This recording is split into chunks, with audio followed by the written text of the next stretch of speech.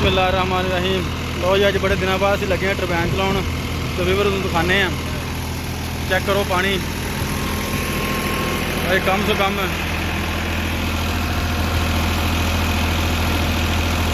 3 महीने बाद चलाई है असीं।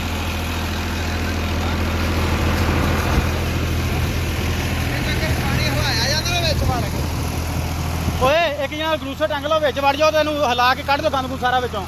चला बड़ी खाली नहीं करनी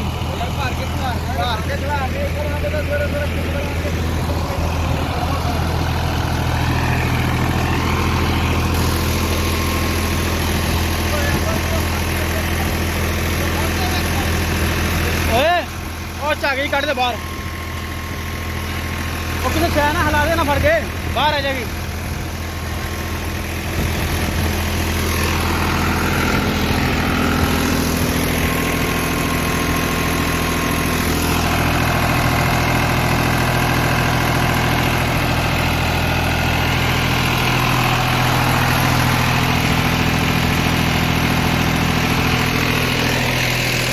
तेरह सौ रेस से चल रहा ट्रैक्टर जी।